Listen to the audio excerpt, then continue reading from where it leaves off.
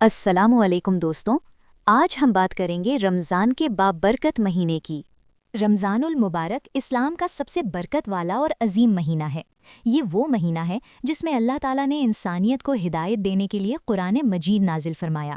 رمضان صرف بھوک اور پیاس کا نام نہیں، بلکہ یہ مہینہ ہے اپنی روح کو پاک کرنے، اپنے اخلاق کو بہتر بنانے اور اللہ سے اپنا رشتہ مضبوط کرنے کا ہے۔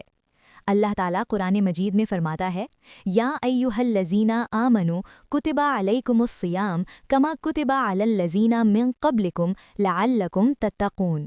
سورہ البقرہ آیت 183۔ ترجمہ: اے ایمان والوں، تم پر روزہ فرض کیا گیا ہے جیسے تم سے پہلے لوگوں پر فرض کیا گیا تھا تاکہ تم تقوی اختیار کرو۔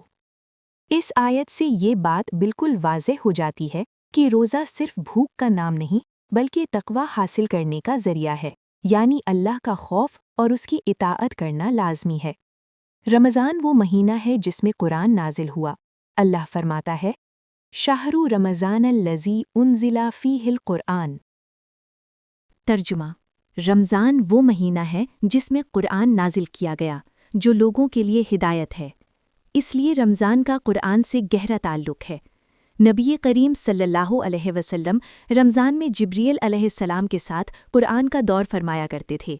اس سے ہمیں یہ پیغام ملتا ہے کہ رمضان میں ہمیں قرآن کی تلاوت، سمجھ اور عمل پر زیادہ توجہ دینی چاہیے۔ رسول اللہ صلی اللہ علیہ وسلم نے فرمایا، جس نے ایمان اور ثواب کی نیت کے ساتھ رمضان کے روزے رکھے، اس کے پچھلے گناہ معاف کر دیے جاتے ہیں۔ بخاری، مسلم۔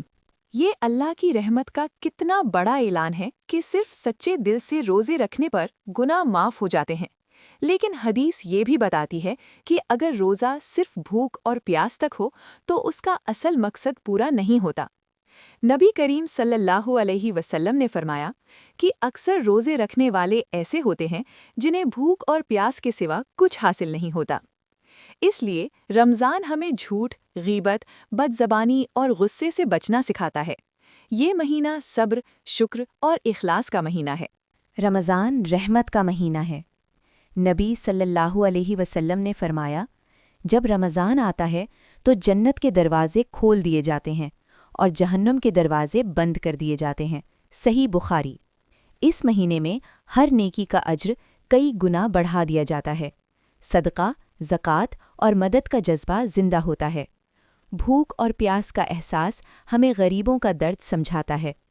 رمضان کا آخری عشرہ مغفرت اور نجات کا ہے۔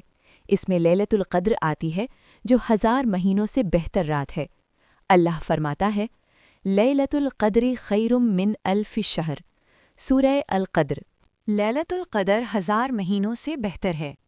یہ رات ہمیں موقع دیتی ہے کہ ہم اپنی زندگی اللہ کے حوالے کر دیں، اپنے گناہوں کی معافی مانگیں اور اپنا مستقبل بہتر بنا لیں۔ آخر میں رمضان کا اصل پیغام یہ ہے کہ ہم صرف اس مہینے ہی نہیں بلکہ رمضان کے بعد بھی اپنی زندگی کو قرآن اور سنت کے مطابق گزارنے کی کوشش کریں۔ رمضان آتا ہے، ہمیں بدلتا ہے اور چلا جاتا ہے، لیکن کامیاب وہی ہے جو رمضان کے بعد بھی بدلا ہوا رہے اور ہمارا ایمان ہمیشہ زندہ رہے، قائم رہے۔ آمین۔ اگر آپ کو یہ ویڈیو اچھی لگی ہو تو پلیز لائک اور سبسکرائب کریں اور صدقہ جاریہ کے طور پر آگے شیئر کریں۔